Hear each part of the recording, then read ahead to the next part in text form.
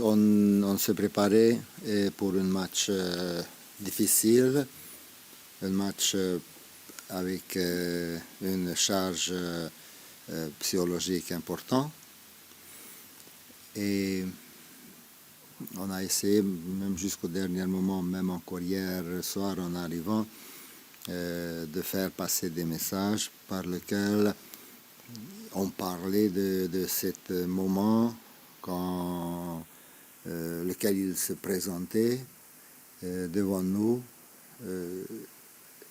qu'on pouvait faire un pas vers avant et de ne pas lâcher. De ne pas lâcher et puis d'avoir un comportement, d'avoir une approche de match avec lequel on augmente notre participation vraiment à cette tâche. Je crois que c'était notre plus grande qualité aujourd'hui. Deux équipes qui... On n'a pas, je ne crois pas que c'était un match de grande qualité technique, etc. Mais vraiment, on n'est pas dans une période, mais surtout, on n'est pas dans une position quand on peut se permettre d'avoir trop d'exigences. On a réussi de gagner parce que défensivement, je crois qu'on était assez bien organisé. Et offensivement, on était opportuniste. Quand je dis qu'assez bien organisé, je sais très bien que peu importe comment tu t'organises, on savait qu'on va avoir des moments quand on va être cloué dans notre 20 mètres. Et ce sont les moments dans lesquels il faut les survivre. Voilà. Après, peut-être que vous avez des autres questions plus concrètes, je peux vous dire autre chose. Si vous avez des autres demandes plus concrètes... Vous parlez de l'aspect psychologique qui était important. Il y a aussi l'état d'esprit que le FC Metz affiche depuis, j'ai envie de dire, depuis la fin du match à Brest contre Lens et qui se vérifie encore une fois. Oui, mais je crois que même à Brest, on n'était pas si mauvais que ça au niveau d'état d'esprit. Après, tu as besoin de la réussite aussi, n'est-ce pas? Parce que on a une transition rapide, on arrive devant le gardien de but. Première mi-temps, on a une immense situation.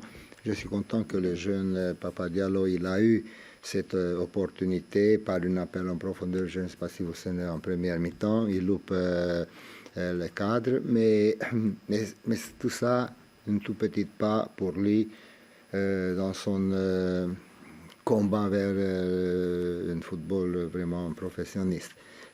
Après, Georges, je parlais d'opportunité, n'est-ce pas? Georges qui utilise pratiquement une percée, encore une fois, de Papa Diallo, je crois.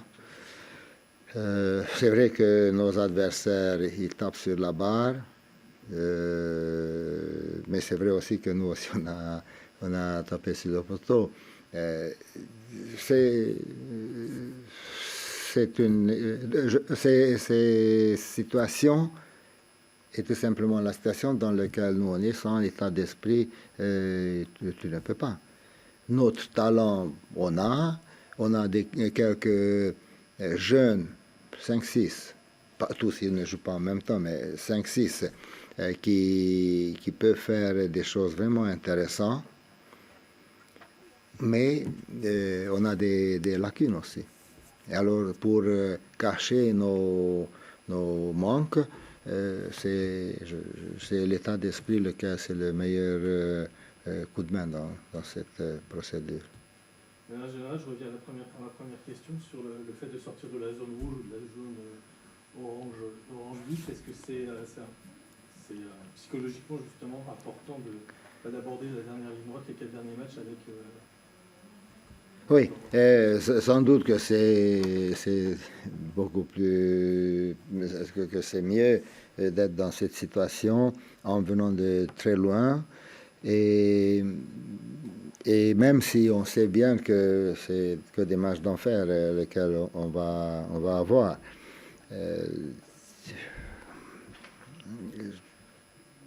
Ben pour l'instant, il y a le prochain match, Lille. Et on se concentre que sur ça.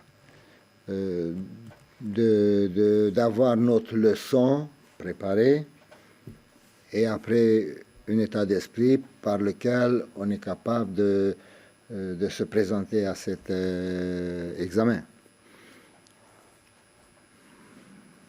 Oui, Monsieur Bonny, vous parlez beaucoup d'état d'esprit. Et est-ce que vous estimez que le retour de Georges Mikotadze, sa capacité à marquer des buts, a permis à votre équipe de voir les choses différemment?